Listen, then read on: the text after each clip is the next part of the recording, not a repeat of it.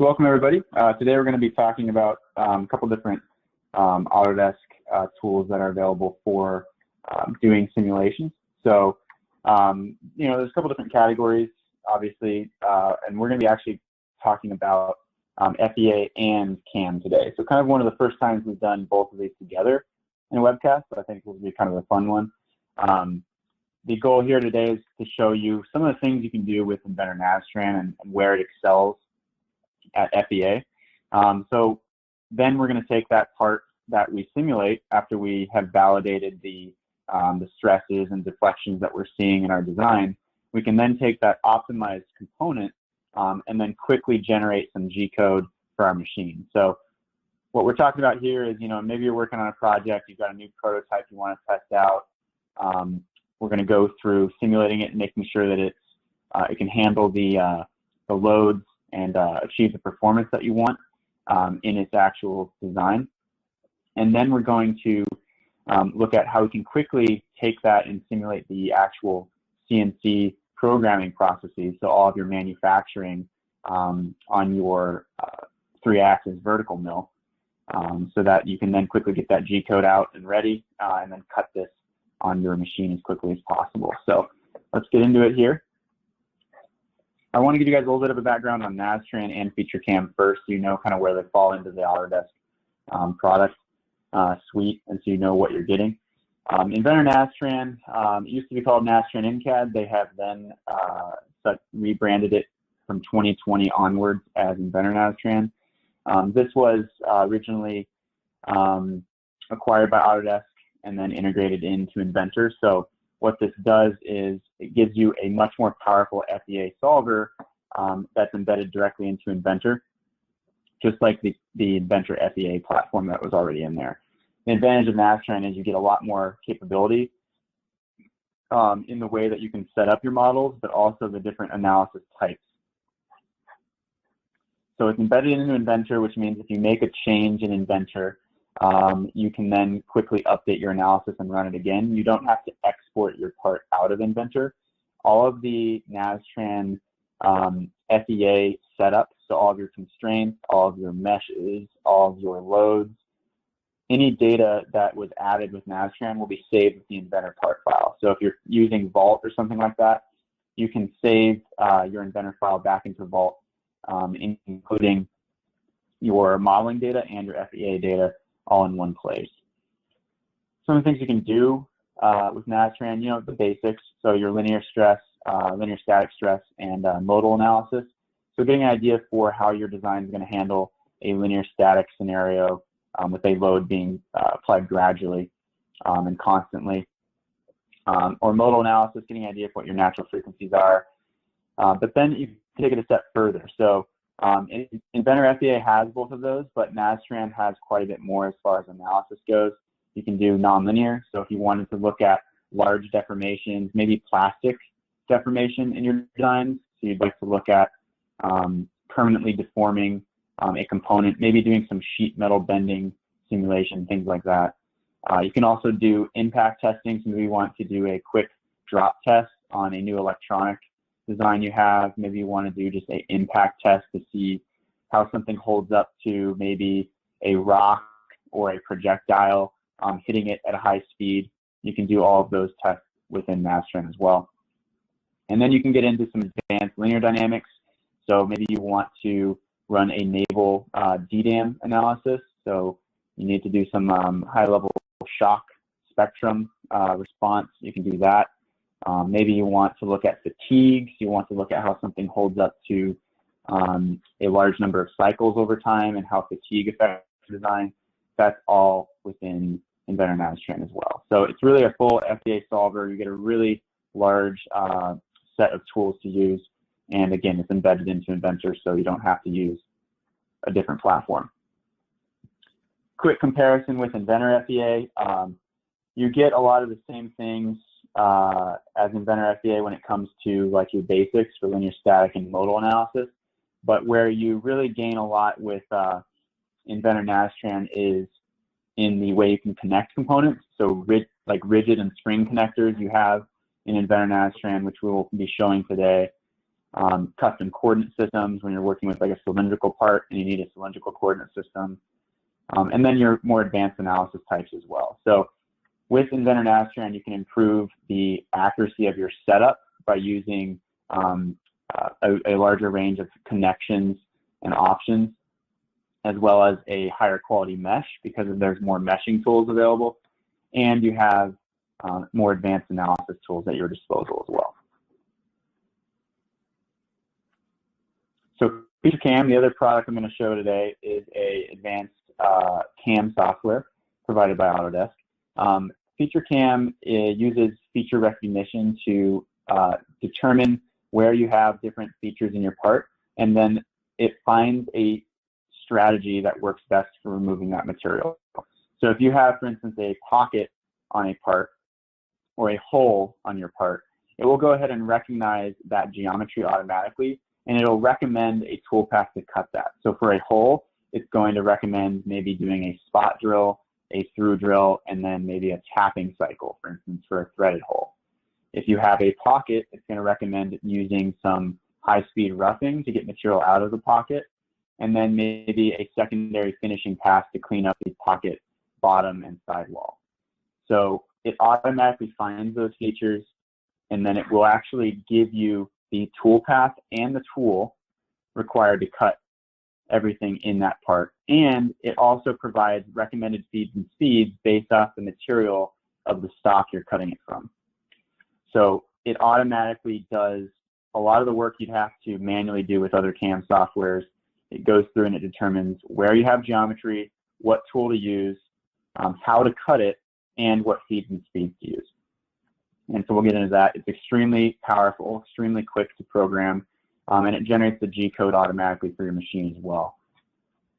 So whether you're doing like milling or maybe just simple 2D turning, you can easily program that. But then it also excels at doing multitasking. So maybe you have a turn mill machine, maybe a Swiss type lathe where maybe you have two spindles or a sub spindle, so you want to do simultaneous cutting, you can do that. Wire EDMs, maybe you have a new wire EDM machine you need to program, FeatureCAM can handle that. And it does really well with tombstone milling where you have a bolt-on rotary axis, for instance, on your 3-axis machine, and you want to do more tombstone style milling. It's extremely efficient at patterning and adding in those 4th axis operations.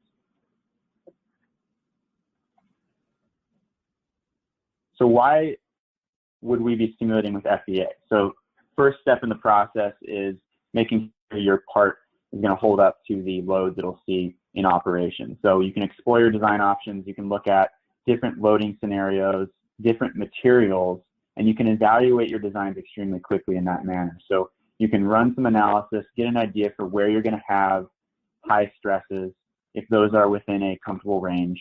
You can also determine how much deflection you're going to see due to input loads, and if those are within a comfortable range. You can then go ahead and take your design and try to optimize it. So maybe you want to evaluate different materials and different manufacturing methods. You can change your design around quickly and rerun the analysis and determine where you might have room for improvement. And then at the end, you can always validate these designs before you spend the money on a prototype. So before you actually go and you send it out to be machined, or if you're doing it in-house, before you go and you spend the time to set it up and cut it on your CNC machine, or pay for an investment casting, before you do that, you can validate and make sure that there's not going to be anything that'll fail in the field and save yourself the time and the expense of those prototypes. Why would we simulate for CNC programs? So, first thing, improve repeatability. So being able to generate a program that you can simulate and simulate the tools being moved, the machine moving, the fixturing, by simulating all of those components, you can make sure that the next time you cut that part, you're using the same exact setup and there's not going to be any issues.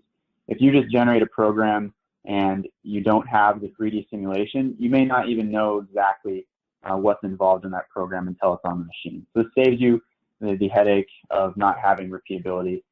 If a customer comes and wants that part made again, maybe they ordered it 6 months ago and they want you to make it again, you have that program. You can go and run it and view it, make sure that nothing has changed with your fixturing or with your tooling before you run it again. So it makes sure that you're using the same exact process each time. You can prevent crashes. So obviously you have these expensive CNC machines. You want to protect that equipment and that investment.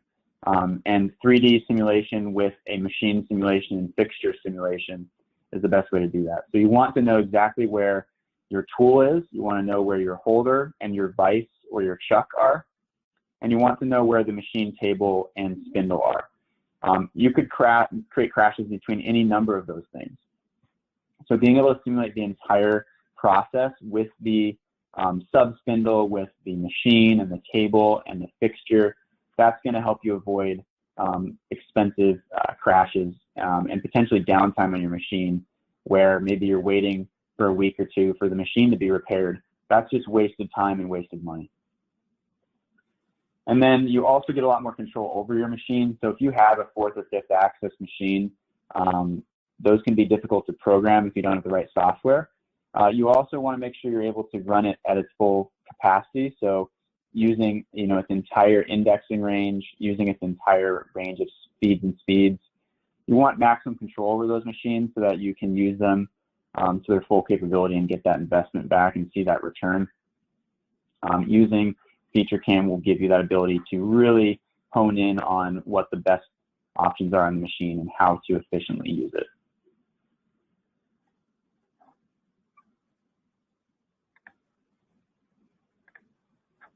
So let's get started here. I'm going to do a little demo going through some simulations with Nastran and then a FeatureCAM CNC program simulation. So what we're going to look at today is a bike component here. So I have this bike frame with a coil shock on the back.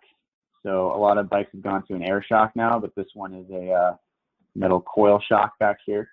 So looking at this design from the side here, let me flip it around.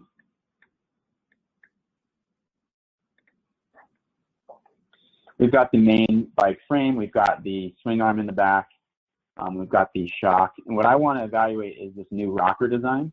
So at the very bottom here, this component right here, this rocker is a new design on this bike. And I want to make sure that it can hold up to the loading that I'm expecting it to see in regular use. Some of the worst case scenario loading, just to make sure that it's going to be strong enough.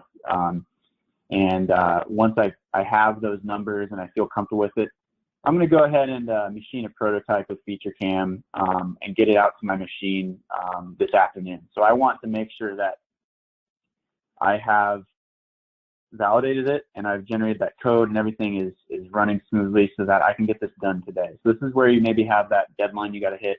You want to validate it and get it cut as soon as possible. So let's go ahead and go through that process.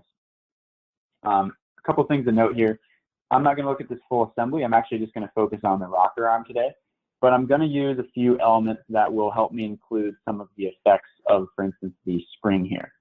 So we're going to use a combination of rigid connectors and spring connectors to simulate the effect of this damping spring on our model. So even though I'm not going to be working with the full assembly today, I am going to show you how you can recognize and use some of the features of the assembly in your part level analysis. So first things first, what I did in Inventor, if you're familiar with a level of detail, I created a FEA level of detail that only includes the parts that I need to reference at first. So I removed all the additional hardware and things like that. I've got our rocker arm in here. I've got the main bike frame right there. And what I've done is I've created work points that represent the center of that spring.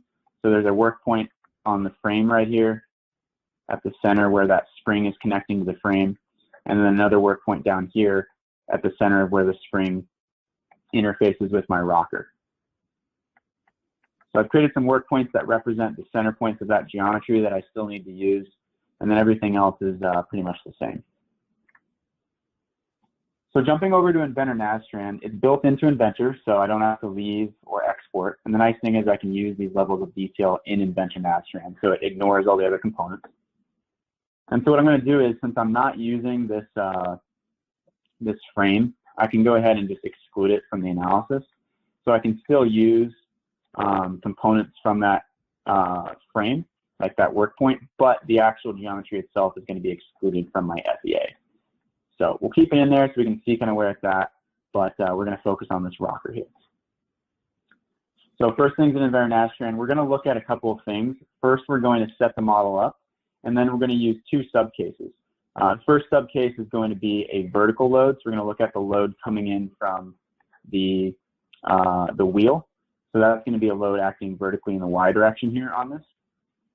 Second thing we're going to do is look at a horizontal load. So we're going to apply a separate load in the Z direction, acting in the horizontal direction, maybe a deflection due to hitting a rock at an angle. We're going to look at the effect of that on this rocker as well. So that's the cool thing with Nastran, is it makes it really easy to look at multiple load cases, but use the same kind of mesh and same setup.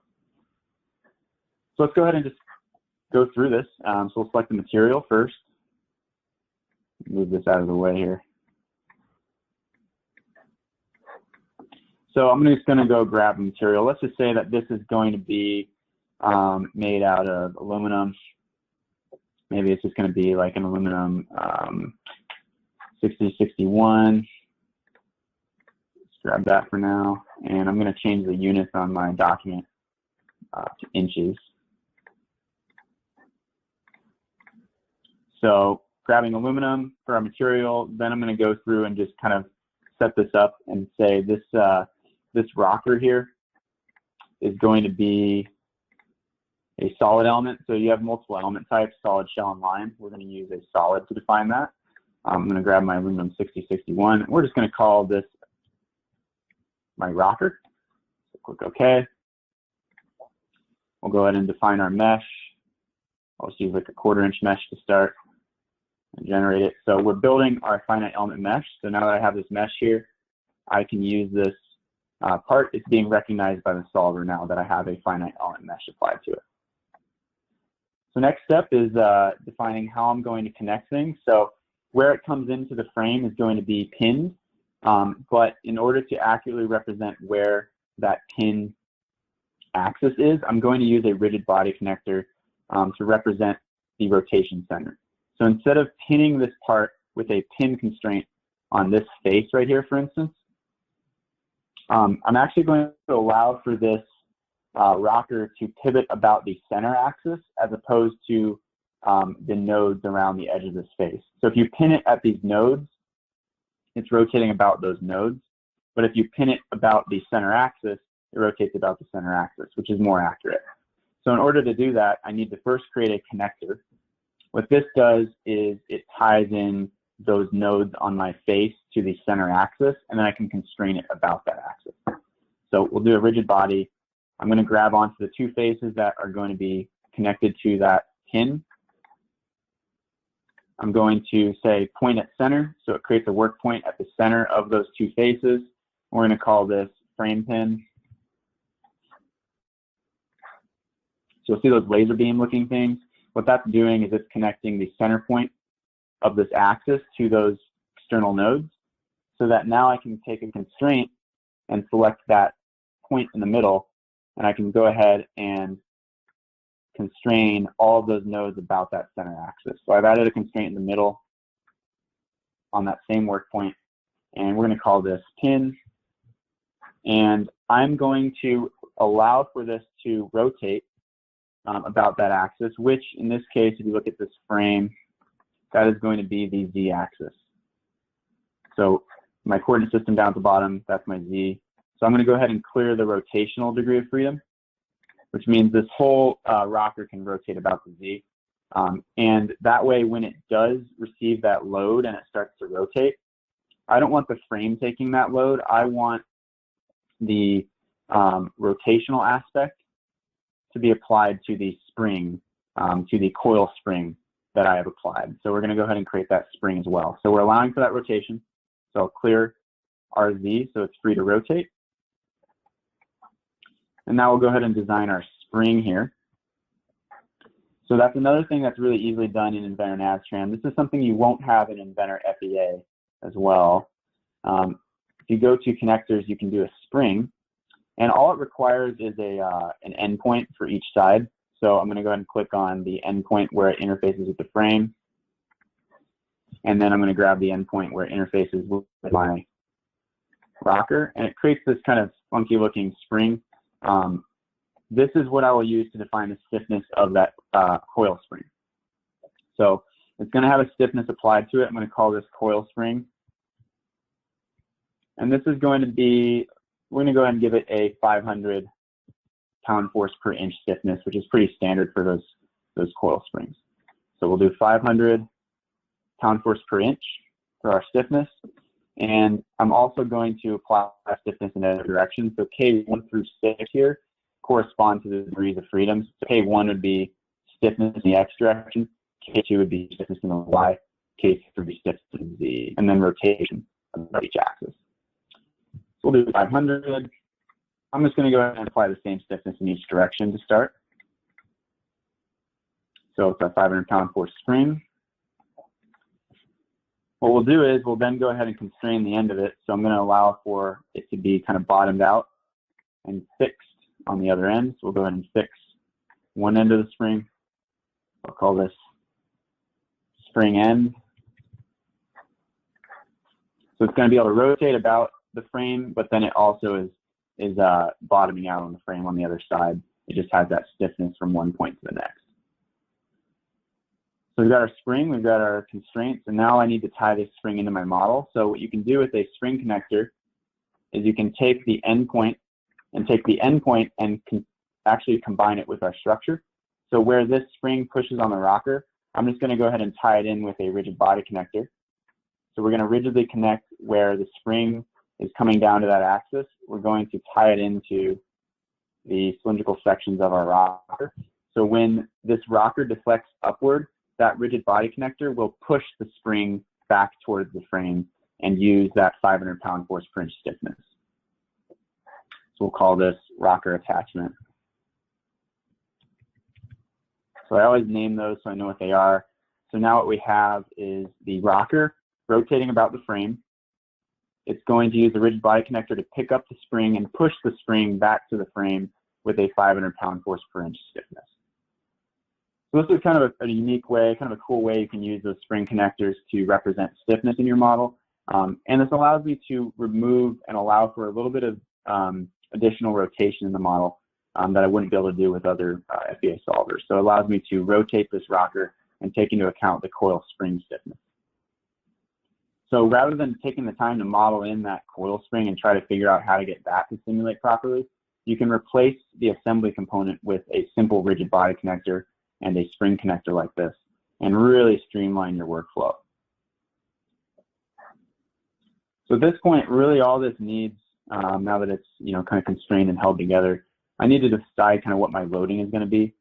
So we're going to actually do this in two separate subcases. So we'll go ahead and create, down here we've got subcase 1. I'm going to go ahead and rename this vertical. And I'm going to go ahead and create a second subcase. So subcases are treated independently, which means subcase 1, it's going to run through the constraints and loads and give me results. It's then going to run through subcase 2 separately and give me a separate set of results using the loads and constraints in subcase 2. So for subcase 2, we'll do horizontal. And I'm going to grab the same constraints. So now horizontal and vertical use the same constraint conditions, and now I can apply loads that are different for each. So for the vertical load that's going to be acting in the Y direction on these two cylindrical areas here, we'll go ahead and do a new load. This will only be applied to the vertical subcase. So we'll call this vertical. I'll call it vertical force. And let's just go ahead and pick up the faces that we're going to be applying that force to. So that's going to be this face here and then this face here, where we're lifting up with that bolt. It's going to be grabbing onto that face and lifting it in the Y direction. So my load will be in the Y direction. Let's say we just start with like, I don't know, like 400 pound force. So that's going to be basically the effect of a rider hitting their rear tire on a rock off of a drop pretty hard. So we'll see that vertical load transferred in a Y direction. We'll just start with like 400 pound force and see where that puts us. When you do a load like this and you're selecting multiple faces, you'll see this option for total force. Go ahead and turn that on. Take a look at our load. Pulling on those two. So 200 pound force per item there basically is what it translates to. So we'll go ahead and load it like that. So that's our vertical load. Let's go ahead and apply a horizontal. So we'll do another load. This one is going to be only applied to the horizontal case. So we'll call this horizontal. Horizontal force. And this one, we're going to go ahead and actually grab onto these holes here in the same location. And this time it's going to be pulling that in the Z direction. And we'll just do positive Z, so we'll pull it out in positive Z direction. Maybe the horizontal isn't quite as much. Maybe that's only going to be like 150 pound force. So a little bit less in that direction. We're going to do horizontal 150. So we've got our horizontal force applied only to the horizontal subcase, vertical force applied to our vertical subcase. And so what it'll do is it'll actually run the analysis and go through both of those and then give me results that I can use and compare how it handles each of those. So you could add as many subcases as you wanted. You could add another subcase for maybe a directional load in the X direction, or maybe at an angle of your choosing. That way you can evaluate every single type of load that might be affecting this design. So go ahead and save this real quick. Where we're at. So we've got our aluminum rocker. We've got a couple constraints. We've got a spring in there. And so at this point, what we can do is we can run it, generate some results, kind of decide what we want to do with it. If we feel good with this, we can then export it and get it over to FeatureCAM ready for the machine. So let's go ahead and run this. Now you'll notice if I hadn't excluded that frame from this analysis, it probably would have given me a warning because that body wouldn't have a mesh applied to it. In this case, it doesn't because I excluded it. So I can still see it, but it won't actually affect my results at all. I'm focusing here on the frame, or sorry, on the rocker.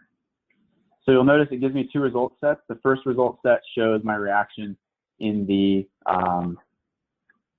the Z direction, so my horizontal load. So we can see the deflection that's occurring. I'll go ahead and hide a couple of things here so it's easier to see. You can see it's deflecting outwards, kind of how we'd expect. It's taking that shear and it's kind of bending. We just want to make sure that in these fillet areas we're not seeing stresses that are too high. I'm only getting about 4,000 psi, so it should be okay there. And then what I can do is check the displacement. So stress looks pretty good. Let's see how much this is going to deflect. We don't want it to deflect too much and throw the wheel out of alignment or anything, or the chain out of alignment. So it looks like we're only getting about a couple thousandths of an inch of deflection. So hardly anything, about 2/1000 of an inch. That shouldn't be a problem at all. So horizontal looks pretty good. Let's go ahead and look at our vertical. This is going to be a higher load.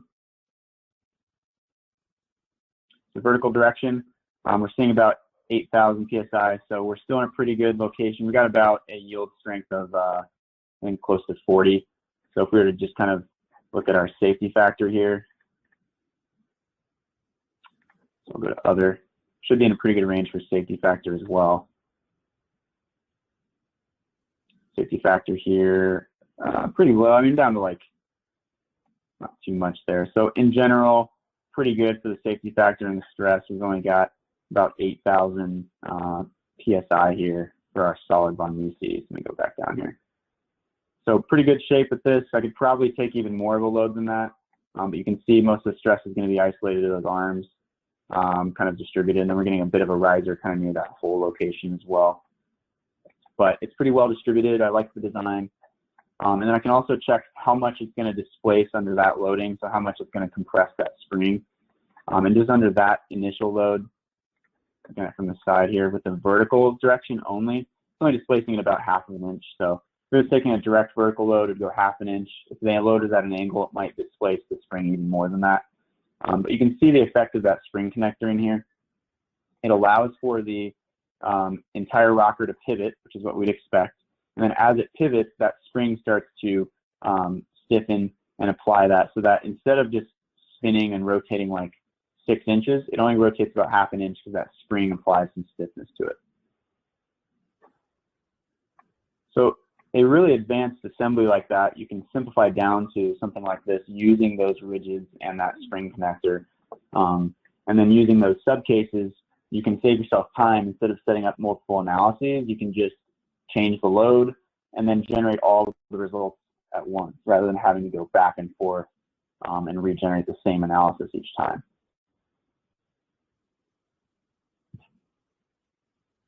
So just high-level perks. You know, you've got your level of detail you can use within Inventor Nastran. You get those rigid body connectors and spring connectors that help you simplify your model, and the subcases to help you evaluate different load cases. So really nice here. And the cool thing is then I could really quickly say, all right, well, maybe I want to change something. I could really quickly go back into Inventor, open this part. I can open this rocker part, and I can come in here and make changes. Like maybe I want to add in a fillet or something going around this outside here. I could add in a couple of fillet features like that. You know, go maybe change this hole diameter or something like that. And then when you go back into Nastran, you can just update your mesh and rerun the analysis, and then see what the effect of that new geometry is. So it makes making iterations on your designs extremely quick and efficient as well. So let's take this out to FeatureCAM now that we've validated our design. We've got stresses that are at a reasonable level, should hold up pretty well. So what we'll do is we'll take our rocker here, and I can take it out any way that I want. You could leave it as an Inventor file if you want. In this case, I'm actually just going to go ahead and just export it as a step file. That way it just loads a little bit quicker in here. So we'll just export this out to, I'm just going to throw it on my desktop real quick. So I'll call it Rocker V1, and we'll export it as a step. Let's go over to FeatureCAM, and let's go ahead and get this CNC code all generated. So in FeatureCAM, bring in a new part. You just have to go grab the part file that you just took out of Inventor. So I'll go grab our rocker component here. When you bring it in, it's going to ask you how you'd like to interpret it. So I'm actually going to use the wizard to set this up. So click Next. And what it wants first is, you know, this is going to be a part that's going to require several different setups. If you have a 5-axis machine, you could probably do it in one setup if you have it clamped just right. In this case, let's just assume we're using a 3-axis machine with multiple setups. So I'm going to go ahead and say, well, first side is going to be the Z direction. Let's just go ahead and select this space right here for Z.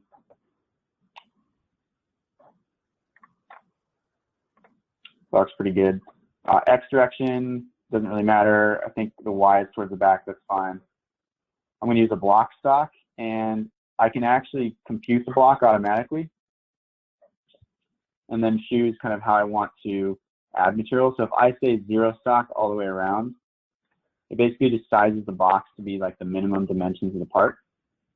But if I wanted to leave a little bit of additional material for clamping, maybe on the -Z I add like a, I don't know, ½ an inch. It gives me a little material down there to clamp onto for that first side setup. So we'll go ahead and do that. We'll give ourselves a little bit of extra stock in the Z direction. So that looks good. I can place my work coordinate system top center, so my G54, top center of the part.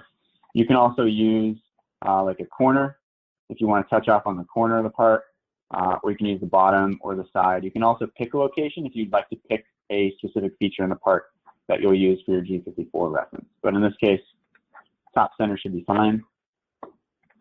Click Next. I'm not going to do any additional positioning, so I go ahead and click Finish. And at this point, we've got our stock ready to go.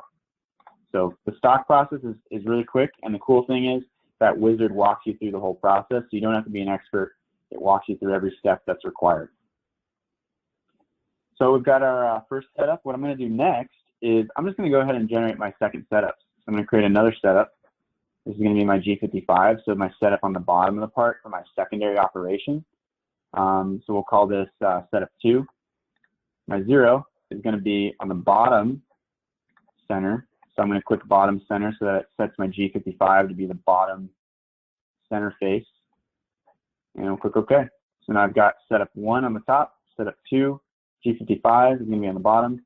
And let's create our third setup, which is going to be for the cutting out this internal pocket here. So for that part, maybe I want to do it, we'll just say we're going to do it from this side on the top here. So I'm going to create one more setup. I could do G56, or I could reuse G54 or G55. We'll call this setup 3. And we're going to go ahead and use the front. It's actually going to be the back face center. So we'll go ahead and set our G56 as the back face center of this part. Click OK. And just like that, I've got that last setup. So setup 1 on the bottom, setup 3 on the side. And now I can start to add in my machining operations into those individual setups. So we've got our stock, we've got our setup. Now in FeatureCAM, you can do a couple of things. I can just go ahead and create the toolpaths right now. Or if I want to improve the accuracy of my simulation, I can use fixturing. So I'm going to generate some fixtures here for each side. So I'm going to go to my add-ins, and there's an import Vise macro that's included with the software that you can use. I'm going to go ahead and use my import Vise. You can choose from a number of Vises here. There's some Girardis, there's a Kurt, a variety of Kurt Vises, some Jurgens Vises, some Lang and Raptor, and then there's several different chucks that you can use for turning operations. So if I was doing this on my lathe, I could also create a 3-jaw or 4-jaw chuck to represent the fixturing. So this is great because I don't have to go spend a bunch of time 3D modeling. I can just throw in a fixture that's close to mine. So we'll just use this Girardi and choose how I'm going to hold it. So I'll hold it along the X direction, and I'm going to go ahead and say I want to hold maybe just the bottom like 1/4 inch of my part. So I'll grab the bottom 1/4 inch, click import. So what it does is it recognizes my part stock, and it brings in those solid bodies, and it orients them and positions them on my part automatically. The way that FeatureCAM automates things for you, in about 5-10 seconds, I created this fixture instead of spending like a day trying to model in this complex 3D part. So I have my fixture in there. It automatically assumes that those are fixturing faces, which means the toolpath will automatically avoid those features when they generate, so I don't have to worry about collisions there. I can also manually override that depth if I want to, if I feel like I need more clearance, but it will automatically recognize that. So that side's done. That all looks good. Then setup 2, I can go ahead and run the import Vise again. And it automatically assumes, so we'll just go ahead and say we're holding like a 1/4 inch. It automatically assumes that the second Vise you bring in here is for setup 2. The only thing is you have to make some minor tweaks into the position of the Vise, but it will automatically flip itself around for the second setup. And then all you need to do is kind of adjust how much the part is being held, because it readjusts for the new Vise. So I need to update the old Vise so that it's in the right position. So the new Vise has been added, grabbing a 1/4 inch on the bottom there, but the old Vise is out of place now. So I'm just going to go to my older one, my setup number 1, so all of these components, and I'm going to do a transform, and we'll just go ahead and move this down in the Z direction here. Let's just go ahead and move it down. Whoops. So it's the Y direction. Let's see, let's preview that.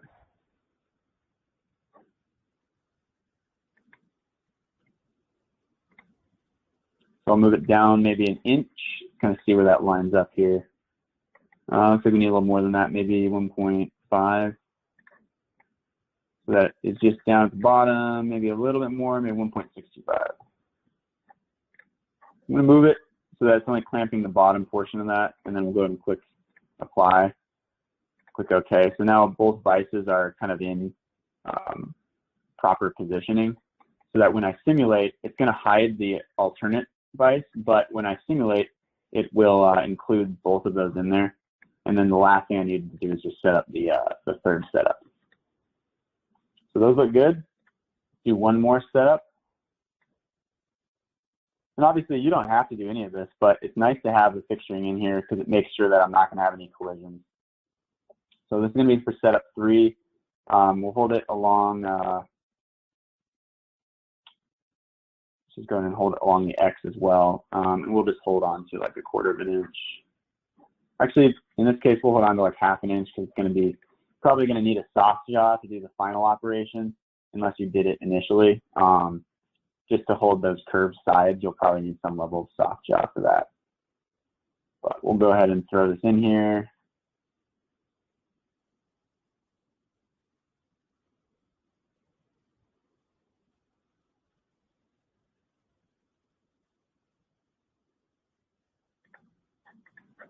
So we've got our third setup.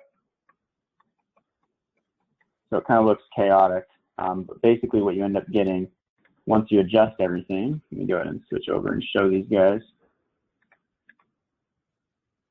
We'll go ahead and show these. You get all these bodies in here, so it kind of looks ridiculous. But when you simulate this, what it'll do is it'll use each individual fixture for that setup, and it'll hide the other ones. So when you're looking at this, obviously it looks like, yeah, that fixture is not going to work. But what it's going to do is it's going to use fixture 1 for the first setup, fixture 2 for the second, and then fixture 3 for the third. So once you have these built in here, let's go ahead and go through that. I'm going to delete these out here. Once you've got the fixtures in there, I'm going to go ahead and hide those for now. You can then add your programs. So fixturing looks good. Now I know that when I create my programs, it'll take that into account. So we'll go ahead and do our operations for the first side, so setup 1. But with FeatureCAM, if you create these setups ahead of time, you can actually go through and do all of your part programming at the same time. So I don't have to go through each setup one by one. So I'm going to do an automatic feature recognition. We're going to recognize our first part in here. I'm going to recognize all 3 setups. So side 1, 2, and 3. So it says, what features do you want to keep for side 1? So face, obviously I'm going to base it off. I'm going to do a hole from the side. The hole on the other side I'm going to do on setup 2, so ignore that. Hole on the top, hole on the bottom we'll ignore. Hole on the top, our side feature, basically machining out that boundary at that shape right there. And then side 2 is going to be that bore right there. So we're going to do a counter bore and a drill. So we'll go next, and it builds those features, generates a tool path. Over on the right, you can see in the background, it created my roughing, my spot drill, roughing test, and my finishing test. And it shows my tools and my feed rate and speed automatically for me. So setup 1 is done. Setup 2, we'll go flip this around. Setup 2, I'm going to need to phase it off. I'm going to need to do a hole. I'm going to ignore the holes on the bottom side this time. So hole 2 has already been done. Hole 4 has already been done. And I don't necessarily need to do the side feature again. That should have been cut already on the other side. But I do need to do the secondary counterbore. So I'll ignore the side feature, but we'll leave the secondary counterbore. We'll click next. So then the last one is going to be side 3. This is going to be a operation to cut basically out that boundary. You can see that it's split off and it's cutting all the way out to the edge. So I'm actually going to ignore that one, and we're going to do that one manually, just so I have a little bit more control. I don't want to cut all the way around the outside. So we'll skip that setup. And now what we have is all the operations for setup 1 and 2. Now I just need to add my operations for step 3. So we'll do a new feature.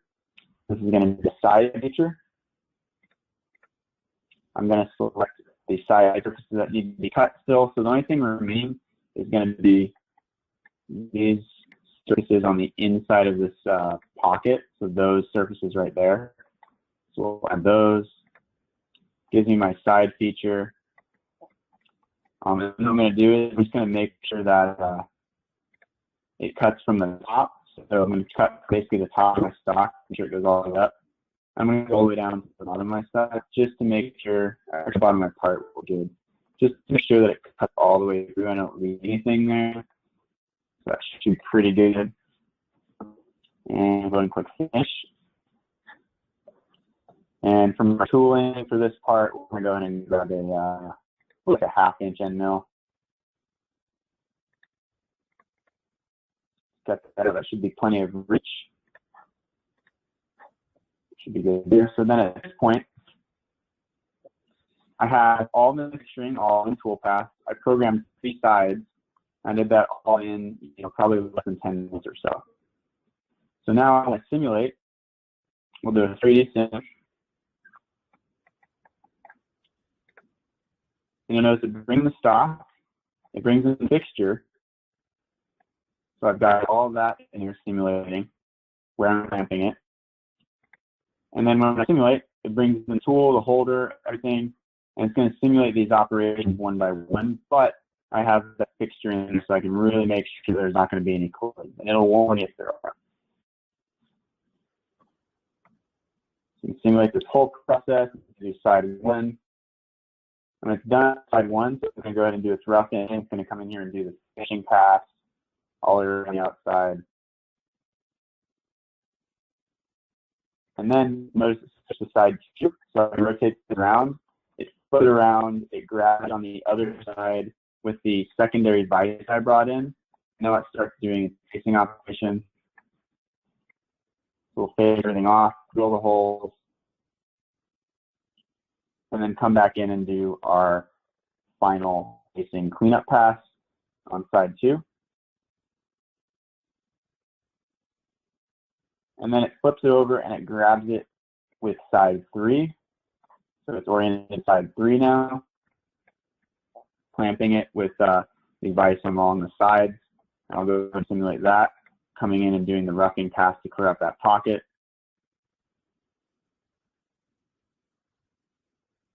Just like that. No collisions. The fixturing will work for this part. We're in pretty good shape at this point. You'll notice I have all my operations with all my end mills on the right-hand side. So it's only going to pull end mills from the crib that you specify. So it only grabs tools that I actually have on that machine. And then if you go to the NC code right here, it generated all the NC code in the background. So I have a Haas VF4 post processor specified. So it used that post and it generated G code for my Haas VF4. So all the G code was generated automatically in the background, and then just click save right here. And I'm just going to go ahead and save this out to my machine directory. And then now I can go either reference that machine or put it on a thumb drive and go load it on my machine and run it. So, in less than, an hour, you can do a full FEA, make sure you're seeing stresses that you're comfortable with, bring it over to FeatureCAM, identify your tooling and your string, simulate it, generate the code out the machine. You've done it efficiently, you've done it safely, and at the end of the day, you're really getting a lot out of that machine. So just some nice features that are in here. If you have any questions about, what other machines FeatureCAM can program or how the fixturing works and things like that, feel free to reach out. But that'll kind of conclude the demo for today. So we'll kind of open this up for some questions. And appreciate you guys taking time to check this webinar out. And looking forward to working with you in the future.